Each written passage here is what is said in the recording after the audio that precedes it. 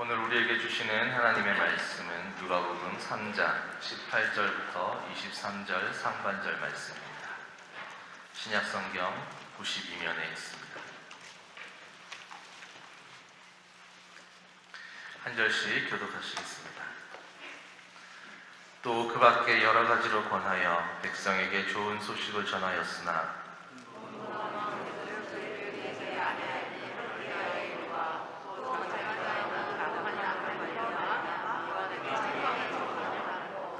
그 위에 한 가지 악을 더하여 요한을 옥에 가두니라.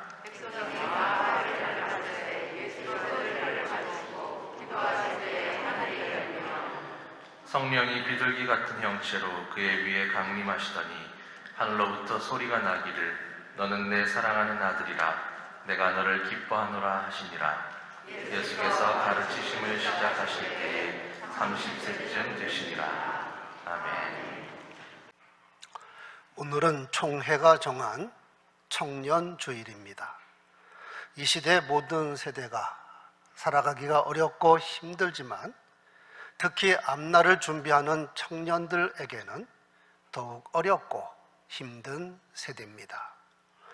얼마 전엔 3포 세대라는 말을 사용했습니다. 연애와 결혼과 출산을 포기한 세대라. 그 다음에는 5포 세대, 7포 세대 하더니 N포 세대라는 말도 나왔습니다. 연애, 결혼, 출산뿐만 아니라 취업, 내 집 마련, 건강 등 끊임없이 포기하며 사는 세대라 이 말입니다. 그러더니 헬조선이란 말까지 사용합니다. 한국이 지옥에 가깝고 전혀 희망이 없는 사회라 하는 뜻입니다. 하지만 여러분, 힘든 것이 사실이지만 그러나 마음과 생각까지도 또 현실을 바라보는 관점까지도 그러면 정말 소망이 없어집니다. 우리 속담에 하늘이 무너져도 솟아날 구멍은 있다 하는 말이 있습니다.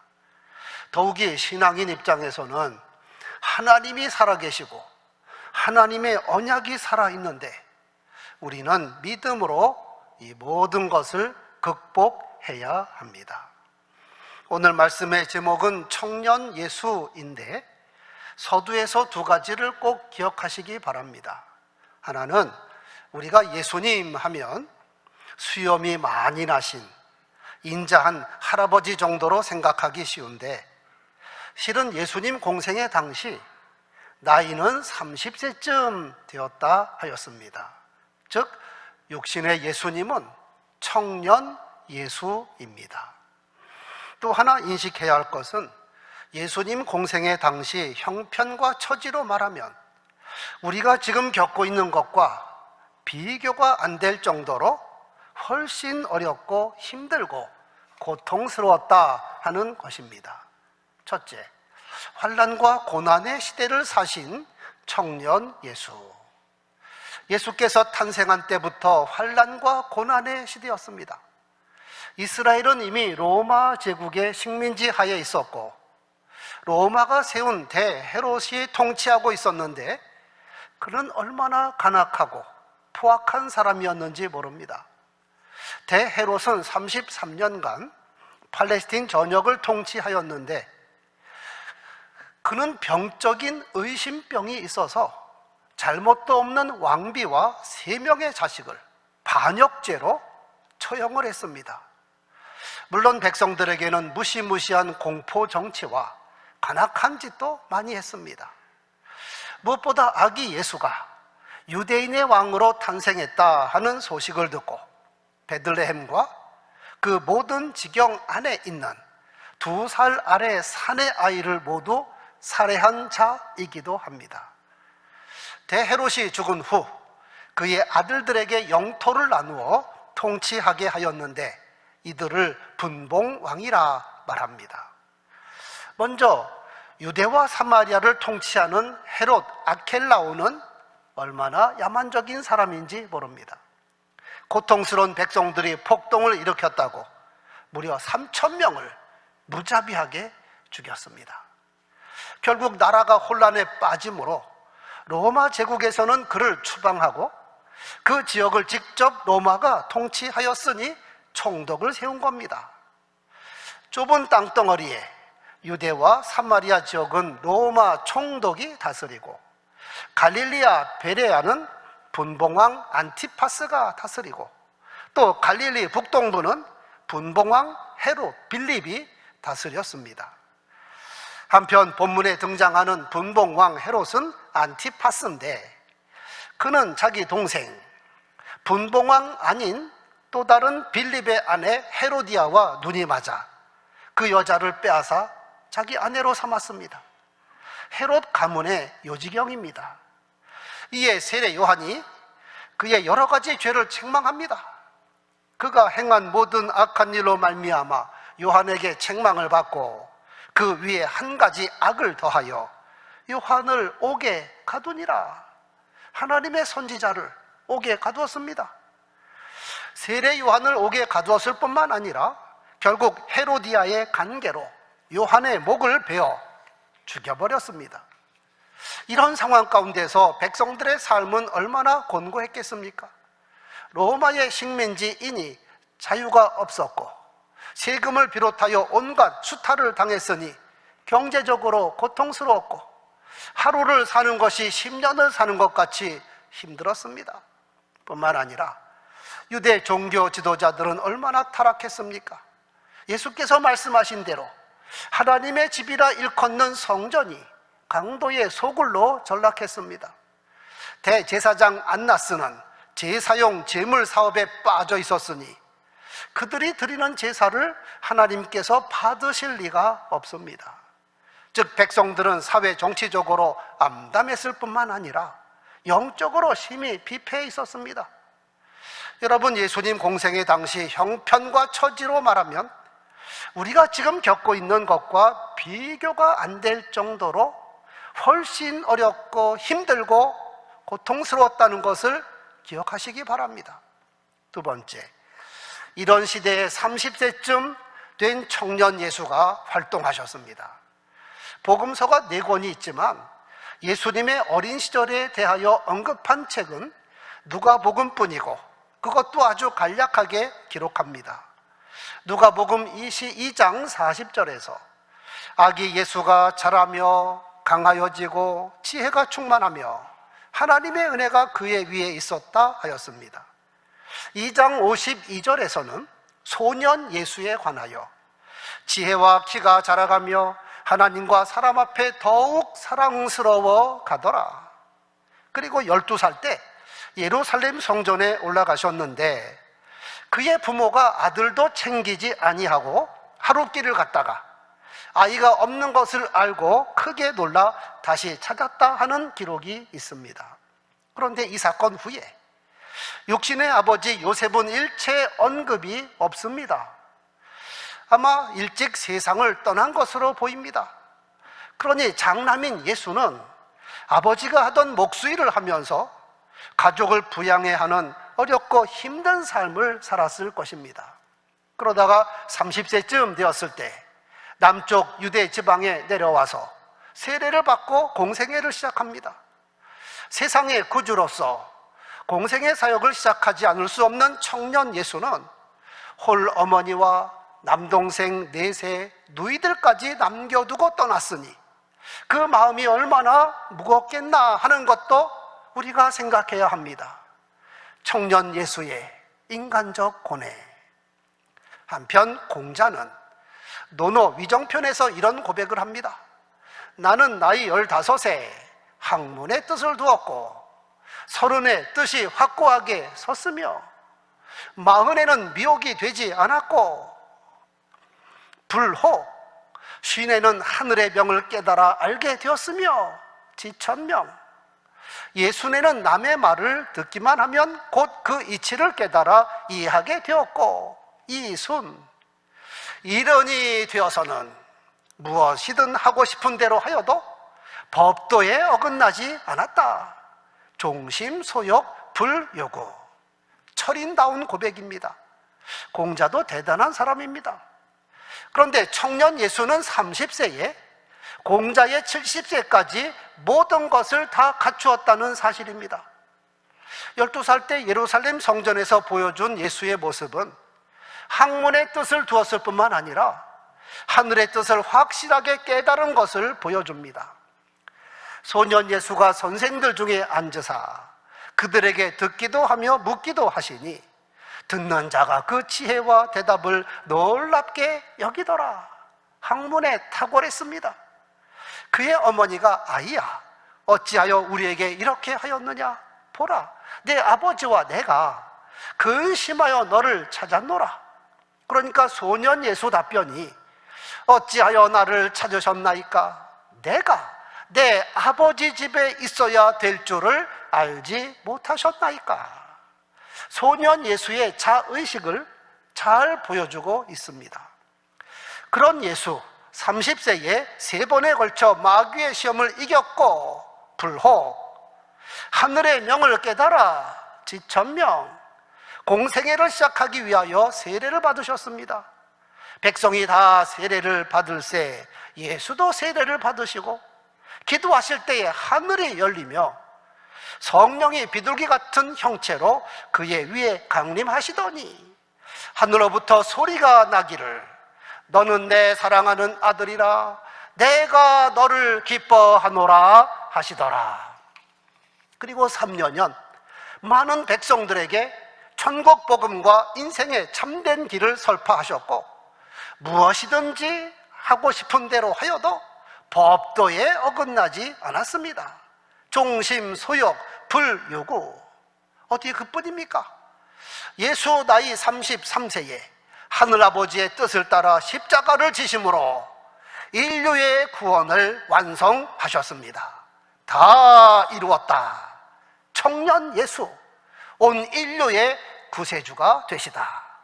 성도 여러분, 청년 여러분, 저나 여러분이 예수가 될 수는 없습니다.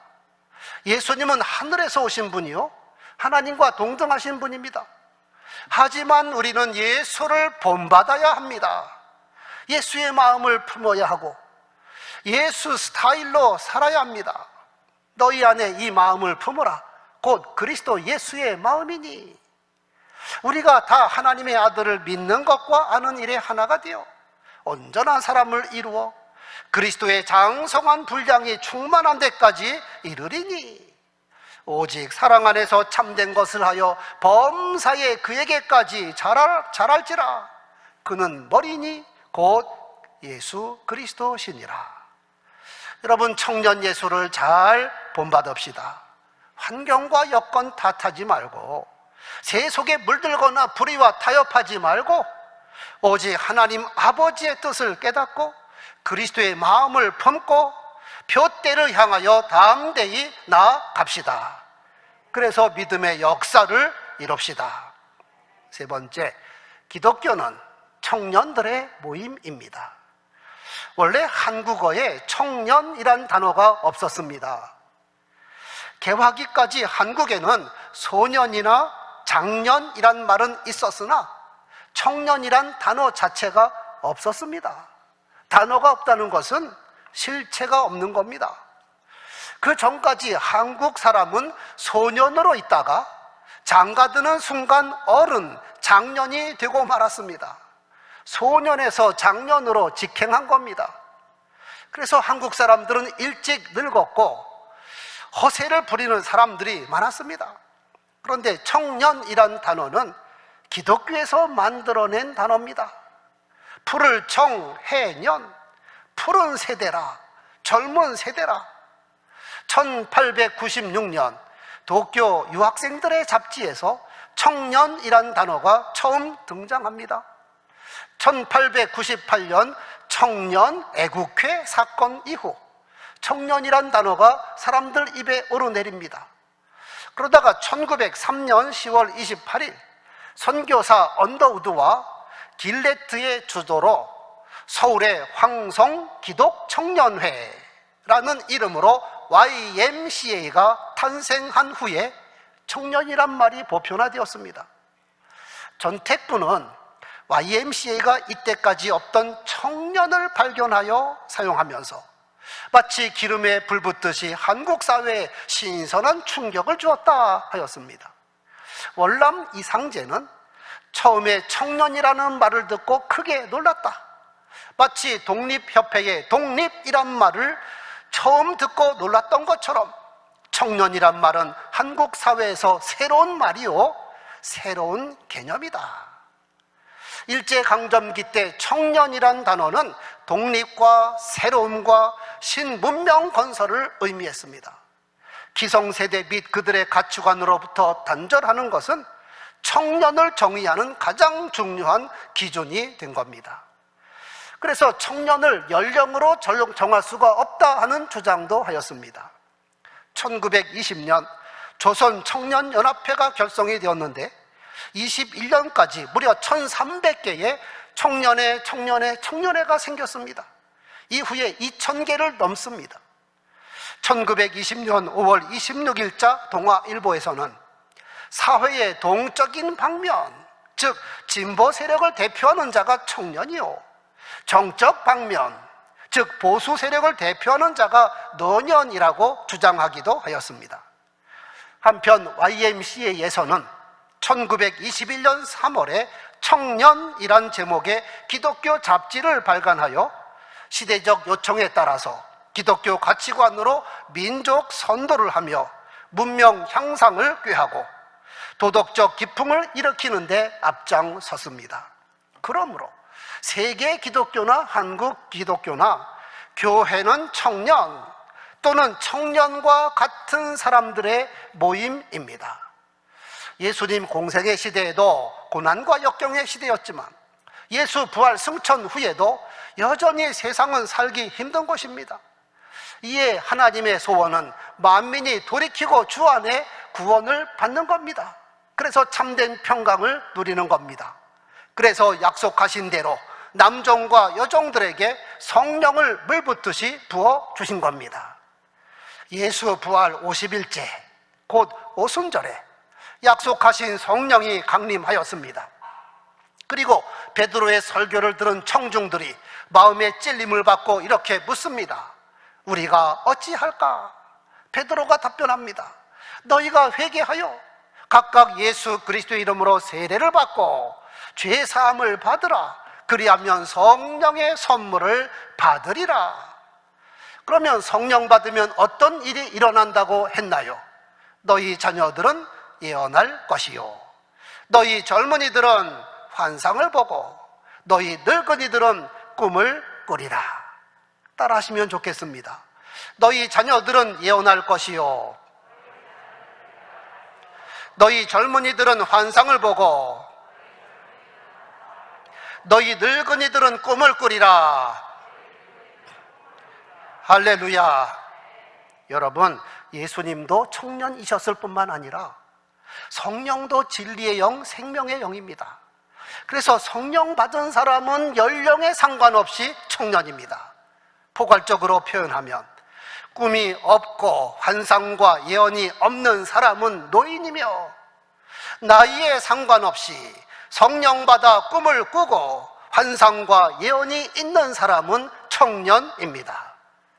여러분, 꿈이 있는 사람과 없는 사람의 차이는 천지 차이입니다.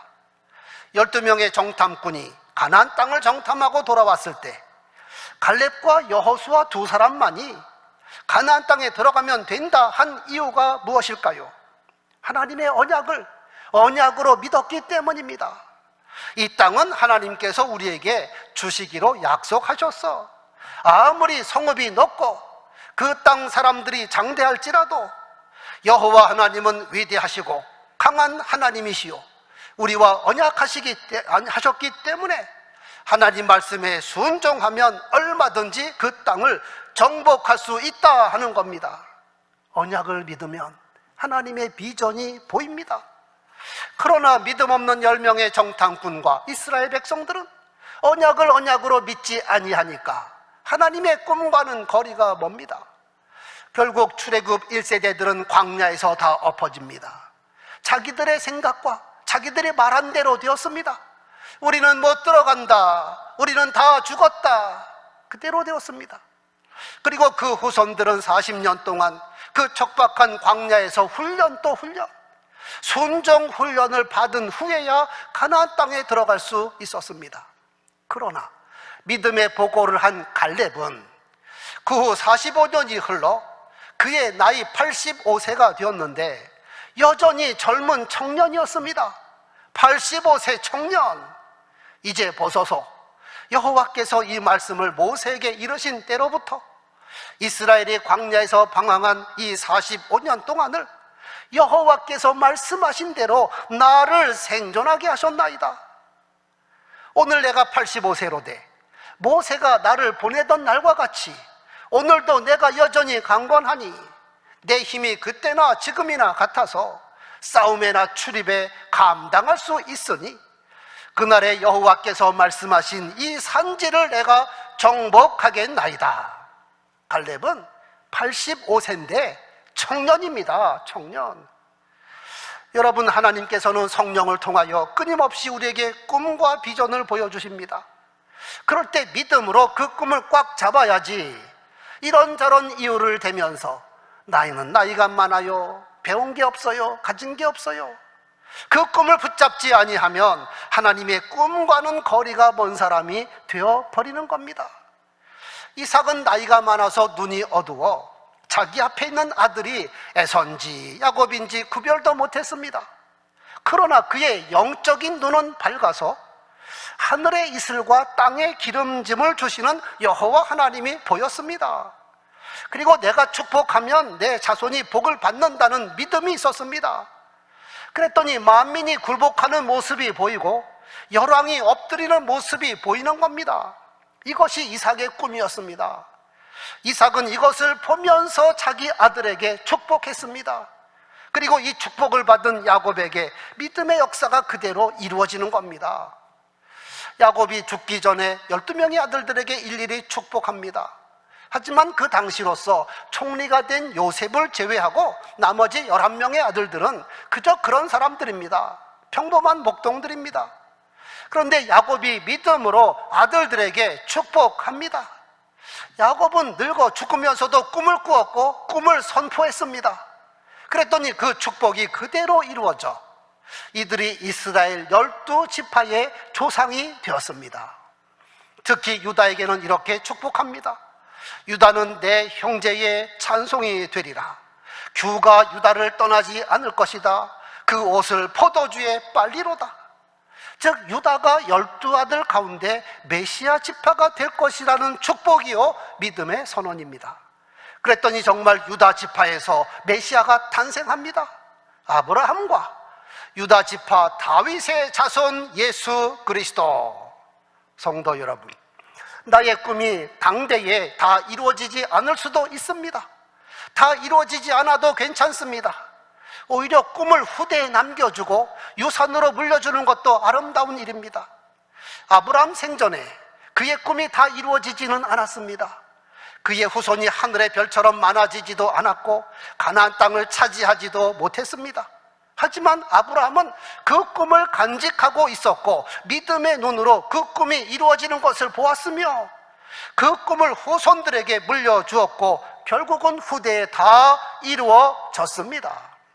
우리 주 예수께서는 사망 권세를 깨뜨리시고 하늘과 땅의 모든 권세를 가지셨는데 그 예수께서 가서 복음을 전하고 모든 민족을 제자로 삼으라 하고 성령을 부어주셨습니다. 오직 성령이 너희에게 임하시면 너희가 권능을 받고 예루살렘과 온 유대와 사마리아와 땅끝까지 이르러 내 증인이 되리라. 이것은 하나님의 위대한 꿈입니다. 그러니까 성령 받은 초대교회 성도들 눈에 불이 튀겼습니다. 세상을 복음으로 정복하기 위하여 가슴에 불이 붙었습니다. 유대교가 예수 이름 말하지 말라고, 복음 전하지 말라고 그들을 잡아 가두고 때리고 협박하고 그렇게 했어도 우리는 보고 들은 것을 말하지 않을 수 없다 하면서 목숨 걸고 예수 그리스도를 외쳤습니다. 모든 성도는 나이에 관계없이 성령 받아 하나님의 꿈을 꾸고 그 꿈을 이루어가는 사람입니다. 성도는 늙어도 여전히 결실하며 진액이 풍족하고 빛이 청청한 사람입니다. 우리 기독교는 성령 받은 사람들, 즉 청년들의 모임입니다. 청년 여러분, 청년 예수님을 본받고 성령 충만 받아서 진짜 청년으로 살기를 축원합니다. 성도 여러분, 나이에 관계없이 성령 받아 꿈을 꾸는 사람이 청년입니다. 갈렙을 비롯하여 믿음의 선진들처럼 끝까지 청년으로 사시기를 축원합니다. 하나님,